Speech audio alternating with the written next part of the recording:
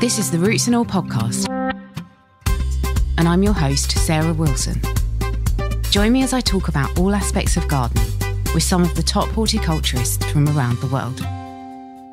This episode is brought to you by the team at Lechuza, suppliers of self-watering pots and planters. Lechuza brings decades of experience in state-of-the-art precision manufacturing to bear on its stylish high-functionality range of planters. All Lechuza products are designed in-house and manufactured in the same factory as the iconic Playmobil toys. The complete collection comes in a wide variety of traditional and trend-led colours and shapes, and they're highly reliable for use both indoors and outdoors. The integrated soil irrigation system ensures that the plant receives the perfect amount of water for optimal growth. Thanks to a reservoir that always holds enough water and is controlled by a water level indicator, dried out or overwatered root bales are a thing of the past. Find out more by visiting lechuza.co.uk. In this episode, I'm speaking to horticultural therapist Carol Sales. Carol headed up a therapy garden in a prison before moving over to lead the therapy garden at Headley Court, a rehabilitation centre for injured military veterans. Carol is featured in many books, including Head Gardeners by Ambra Edwards and Sue Stuart-Smith's The Well Garden Might, and she was awarded the British Empire Medal in 2019. I start by asking Carol how she got into horticulture. When I was about 26, I think, I live in a small village, so we have a village shop, and there was a notice on the notice board saying wanted reliable man for gardening, and that really irritated me. So I rang them up, and I did 2 hours a week for them, and that's how I really started, because I taught myself, basically. I grew up in London. We didn't even have a garden. So I taught myself when we moved out to the village where we are. And that's how it started. Bloody mindedness, I think. And did they ever regret that you weren't a man? No, they didn't mind. They just wanted their garden done. That was it. But that was a sort of a launch pad, if you like. So I can do this. And I got a few more gardening jobs. And then we used to go to a pick your own in a walled garden, Victorian, when the children were small. And I thought, this is a lovely place. I wonder if they ever need any help.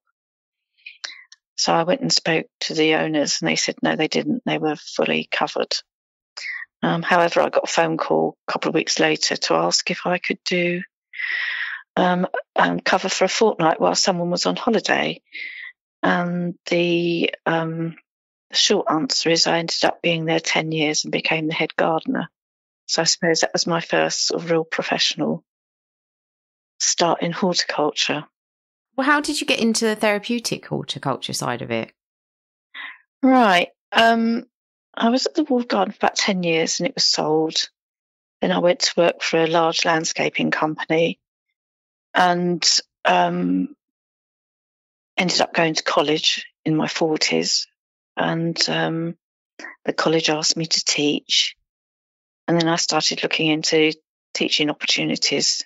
And I saw a job working in a prison, a closed prison. They wanted someone to set up a horticulture department. So I thought, oh, I can do that. And I was lucky enough to get the job. However, I very quickly realised or saw the therapeutic benefits of horticulture for people. And that was demonstrated by, in a prison, prisoners are only allowed to move from their cells to a workplace or education at certain times. And so movement will be called, the prisoners will be released to go to their workshop or education. And I was attached to education. And they would gather in communal areas, like in education. It might be engineering, making windows, all sorts of things. And then all the numbers have to be radioed in to communications to make sure everybody is where they should be. And during this time, I noticed that a huge amount of tension and hostile behaviour, if you like, and occasionally there would be a fight. But when we were allowed to move again and we went to horticulture, the prisons were entirely different. They were calm, engaged, happy, smiling, enjoying what they were doing. So I realised I made that therapeutic connection between horticulture and what it could mean to people. And a typical comment was, when I'm here, I feel like a human being, which was lovely. And seeing people's behaviour change was also quite dramatic. Men that had never shared anything in their lives suddenly wanted to share their produce and enjoy that as well, share their plants. And just that social interaction changed completely. And that was the beginning of my venture, if you like, into therapeutic horticulture. So then did you move straight from the prison service then to Headley Court? Yes, I did. I have a friend who's a head gardener at a National Trust property, and we met up and she said, "Are you still happy in prison?" Ha ha. And I said, "Why?" And she said, "Well, I've met someone who wants to set up a horticultural therapy service at Headley Court, and that's not far from you. Are you interested?" And I said, could be. Just pass on my details. And then within days, I received an email from Anna Baker-Creswell, who's the founder of High Ground, inviting me for an interview. And that was how, I went through the interview process, etc., and was successful and appointed by High Ground to become the first horticultural therapist to work with serving military personnel injured, obviously. So that's how I ended up at Headley Court. And when was that? How long ago? You must have been quite pioneering, really, there. Yeah, I think it's probably about 8 or 9 years ago now. I can't remember. Old age. Yeah, so it was a very new thing, and very new to the military in particular, and probably seemed a bit weird and wacky. And I was attached to a department called complex trauma, which people had a variety of injuries. It was a simple head injury, or not that any head injury is simple, but it would be probably someone with a head injury, PTSD, and a physical injury as well, like maybe a lost limb or an leg or an arm that doesn't work very well, people with strokes. So I worked with all manner of people and supported very well by High Ground and Anna, who came every week without fail to make sure things were running smoothly. But it was seen as a very odd thing to be doing. However, it didn't take long for the head clinicians to realise that this was something that was making a big difference to people. And quite often, if they were working with a patient and they knew that something wasn't quite right, but the patient wasn't opening up or reticent, they would refer them to me. And just being in the garden and being in a safe place and non-confrontational, I didn't wear a military uniform, they were more likely to tell me what the problem was. And that happened on several occasions, and I was coined as the White Witch of Headley. Obviously, people had physical injuries, but then did the mental health side of it kind of naturally follow on, that there would be repercussions on that? Yeah, definitely. Definitely. I think that what I saw was that people who end up at Headley Court are obviously very, very poorly, and their physical injury is quite extreme in a lot of cases. And these are people, men and women, who've served. They might have done several tours abroad. I've worked with people who have worked in Bosnia, Afghan, Iraq, and they managed to keep the lid on all the dreadful things they've seen and had to take part in. But when you're in extreme pain, that the lid comes off. So it seemed to be a sort of pattern. They'd arrive at Headley Court and think, thank goodness for that. And then everything would be fine. And then bang, they'd have a real bad episode of mental health. That seemed to happen a fair bit. I think probably a lot of people think of gardening as quite a physical activity. And you were obviously, as you say, dealing with people who had serious physical injuries. Yeah. You know, how easy is it to adapt tasks to suit everybody and their abilities? It's about thinking outside the box.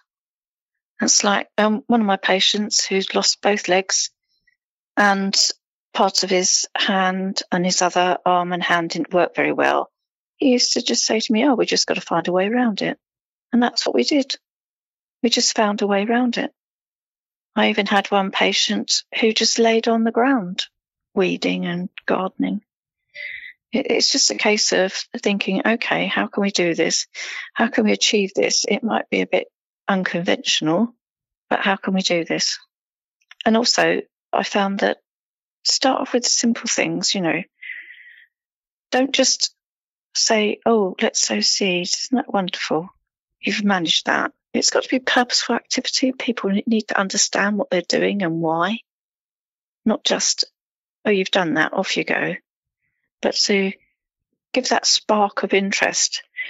So if you start off gently, then you can assess how much a person can actually do, not just jump in straight away with, how are we going to dig this lot up? Just start off with simple things, and with that, like sowing a seed, the next time the patient comes, when the seeds are germinated, they can then pot them on and then plant them out and then harvest their own crops. So you can give continuity as well, which is quite important. But as the person gets more confident and perhaps their injuries are improving, they can then do more physical activity and stretch themselves and gain better standing tolerance, that sort of thing. But it's just thinking, how can you do this? And the guy with the injured hand and lost both legs, he wanted to maintain his own hand tools. So I got a number of different sharpeners, files, all with all different handles, and we just had to go with everything to see which one suited him best. So it's about, just thinking your way around it. Yeah, and communicating and having quite a frank conversation, I imagine, as well. Yeah. One of the things that fascinates me is obviously in a garden where it's a therapeutic garden, sometimes in order to adapt things to people's needs and kind of wants at that time, horticulture takes a bit of a back seat. Did you find that, or were you able to keep a good balance of the two? No, it was a good balance, really, because I wanted to create a normal atmosphere. And whilst I would get a referral and it would say this person needs to improve whatever, let's say standing tolerance or improve mobility in their hands. And I wouldn't discuss that with the patient. I would just look at what horticultural activity we could do that would achieve that without them thinking, oh, right, I'm here to do this. So they become totally absorbed in what they're doing, and at the same time, they're achieving the goals of their referral, which they might have done previously in, let's say, in physio. Someone with an injured hand might spend 20 minutes squeezing a rubber ball to try and get some manual dexterity, whereas they might spend 15 minutes watering with a trigger on a hose, which is achieving the same thing, but in a more interesting way and without being in that clinical environment. One patient said to me, I do all this stuff in physiotherapy. I said, yes, you do. And he just said, this is therapy by stealth. Because people didn't realise that what they were doing would be what they were doing in physiotherapy or some other department, that we were using horticulture to achieve the same, which distracted them as well. I was sent one chap, and he said, look, this guy can't stand up for more than 5 minutes. He says he's in terrible pain and he's got these injuries. And he stood at a table pricking out seedlings. And after a while, I said to him, how long do you think you've been doing this? He said, 5 minutes. I'm really in pain now. I said, actually, you've been doing that for 25 minutes. So it's that distraction as well that's quite important. But the horticulture was the main reason they were there, as far as they were aware. It just works. Yes, it definitely does. And did you find that people carried on? Did you kind of keep in touch, and did you find out whether people continued with horticulture after they'd finished at Headley Court? Yeah, that was always a really important part of what I did, because I don't know if you know, I'm sure you know how Headley Court worked. It would be guys and women would come for 3 weeks residential, and it's an intense program. And then they would go home for a few weeks, come back again. So you can give continuity. But also, some patients found it very difficult being back home, particularly if they had PTSD and young children and so on. So I used to send them home with bags of produce and plants so they could actually self-manage and continue at home. And this happened regularly. Friday mornings were very busy with cars filling up at horticulture and plants and produce going off, and it meant that they continued at home. Many patients have continued to grow their own. I'm still in touch with about 20, and it's gone from one extreme to another, really, with patients. Some have gone on to buy farms in the UK and abroad, having never been involved before. Others have a greenhouse and are growing all their own veggies and so on. And we all keep in touch, and I often get a picture that says, Carol, what's this? Something they've spotted somewhere. I do see some from time to time as well and visit. So, yeah, a good proportion have carried on growing because they use it. They use that to manage themselves in the future and their mental health. Also, one of my old patients she just built her second therapeutic garden on an RAF base. She did one when she was stationed in one place, and she has been transferred to another place and has set up another one there because of the benefits she gained. So that's really good. Yeah, that's fantastic. And actually, that's a nice segue into the next question, which was a lot of people listening to the podcast will work in horticulture professionally, and they may be garden designers, landscape architects. What do you think are some of the important considerations for people who might be designing or setting up a therapy garden? I like people to have texture and fragrance, all those things that encourage people to actually interact with the plants.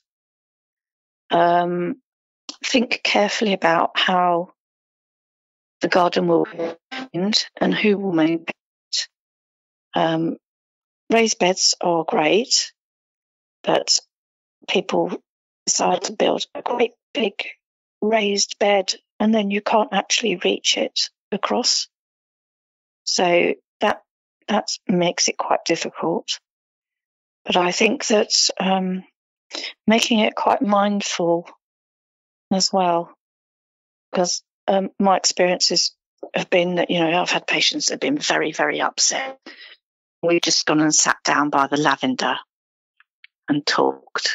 And then I would say, oh, smell this. What do you think of that? And also taste, plants you can eat, so that you really, really do engage with horticulture. Look at all the senses, sight, sound, taste, touch, so that people don't just walk around without looking. Gardens need looking at, and it takes your mind away from physical injury or mental anguish. That's what I think. Lots of sitting areas too, just to sit amongst the plants and to feel enveloped by the plants. And how about areas to kind of escape to? Is that important? Oh, definitely. I built a garden at Headley. It was to celebrate the centenary of the First World War, and I was asked to do this. And fortunately, I had worked as a garden designer and had my own garden design company at one point. And I got to thinking about it, and I decided to call it Home Thoughts, because, it doesn't matter if you're in the First World War, if people were or now when they're away from home, what do you think about? You think about home. And what does home mean? And it had a little white picket fence with a gate, hollyhocks, and there was a little bit that was like a mini orchard, and an archway with climbing roses all over it. But one of the main bits was tucked in the corner, was a summer house. And the summer house looked over the orchards at Headley Court, so you couldn't see any of the buildings and you couldn't hear anything. And it was a place where people could go and be quiet and just be calm and watch nature. So when I said seats where you're enveloped by plants, I think that's really important, to have a little tiny quiet space or spaces where people can go and reflect and gather their thoughts. I think you hit the nail on the head there, as well as plants. Just engaging with the wildlife is really important too. Yeah. And just to feel, away from everything, just away from it all, and not, as I said, they couldn't see any buildings, people, and nothing to do with rehab.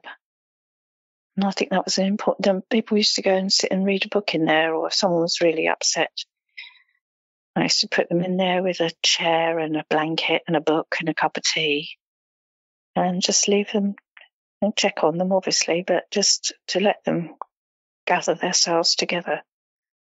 Because it's hard being upset in front of other people. We're not very good at that. And sometimes people just need to be left alone to, gather themselves and be able to carry on. So in terms of challenges, and I'm thinking maybe budgetary, managerial, site constraints, all of those kind of things, what do you think are some of the biggest challenges for those who are setting up and running a therapy garden? I think a big challenge is obviously funding. Funding's really hard for people because, we're living in difficult times, and not everybody really understands horticultural therapy when you're trying to get funding and support. So Anna was very good at inviting people to come and see for themselves. But I think that's, for High Ground, that has been a massive challenge, and they've done very well. Yeah, so funding and gaining a site that you can rest peacefully and think, well, we're not going to be turfed out of here after a year or whatever. And then how do you engage with people? How do you find your client group? You know, it may have already been identified that there is a need in the area. I do think funding is quite difficult, you know, and and for the person that's appointed for fundraising, it's quite relentless because, you know, it's all right. You might get £10,000 and that'll only last so long. So you can't sit back and think, oh, we've got this nice bit of money, because what about what comes next? So I think that's a hard one. You have got such a wealth of experience in the field, and you have seen, well, you certainly saw Headley Court, the project there, kind of start from the ground up and then develop. Looking back on your time there and kind of looking forward, what developments would you like to see in the field moving into the future? I suppose greater recognition for horticultural therapy and to be integrated with the health service would be rather nice. And I would like people to be able to access horticultural therapy and then be able to manage themselves, because we've all got mental health. It's no different to physical health. I would like people to learn how to manage their own mental health, and for it to become more mainstream, more accepted, and more the norm.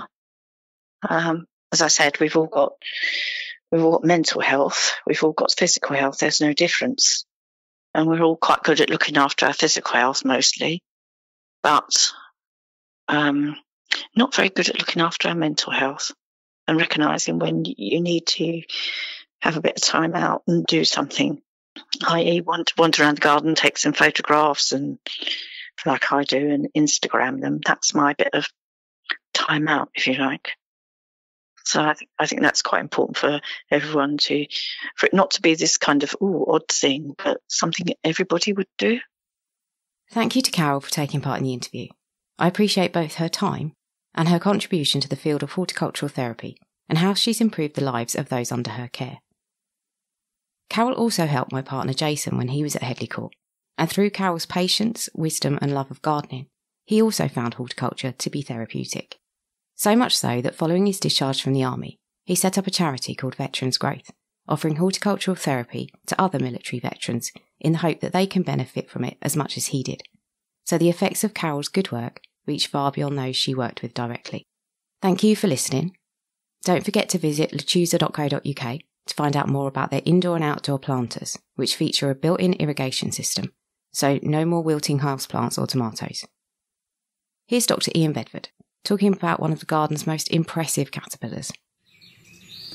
Often unnoticed within gardens across Britain is a species of moth that not only has spectacular caterpillars, but has a remarkable ability to find a mate.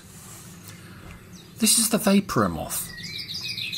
Its life cycle begins with a cluster of about 200 eggs that overwinter on the outside of a silk cocoon that a female moth had emerged from the previous year. During spring, these hatch into tiny caterpillars that are blown by the wind onto plants such as wisteria, pyracanthus and rose, where they feed, but rarely in numbers large enough to require controlling. As they grow, they develop into amazing-looking caterpillars that have 4 yellow tufts of hair down their back, 2 large horn-like tufts above their head, and 1 from the rear. Rows of spiky grey hairs along their sides, sprouting from red and yellow bumps, also provide a clear visual deterrent to any potential predators. By midsummer, the caterpillars have matured and so leave their host plant to make a cocoon, often on the bark of a tree or a wall, perhaps under a window ledge, and they pupate within. And it's at this point that all similarities between the males and the females will end, because after 2 or 3 weeks, When the adults emerge from their cocoons, the males and females will look very different to each other. Whilst the males will have rusty brown coloured wings and large comb-like antennae, the females are almost unrecognisable as moths, having vestigial flightless wings and bodies that look like little blobs of grey velvet. As the males take to the air during daylight, the flightless females just cling tightly onto the outside of their cocoons and begin emitting a powerful pheromone. Remarkably, this chemical signal can be detected by those males up to 6 miles away, and using their antennae they follow it and locate the females. And so inevitably many male moths will be attracted to a female, but only one will eventually succeed in mating. The female will then start laying her now fertilised eggs over the surface of her cocoon, starting at the top and gradually working her way to the bottom, where, weak and empty of eggs, she'll eventually lose grip and tumble to the ground to die, having ensured that her progeny are now ready and waiting for the following spring. You can download or listen to the podcast direct from the website rootsandall.co.uk. Please also check out my Patreon, where you can make a one-off donation or take out a monthly subscription to help support the podcast. Because if you enjoy the show, please help it continue. I also have a GoFundMe where you can make a one-off donation. Even a one-off donation of £1 helps, and I'll be really grateful for your support. So please go to Patreon or GoFundMe and search for Roots and All Podcast.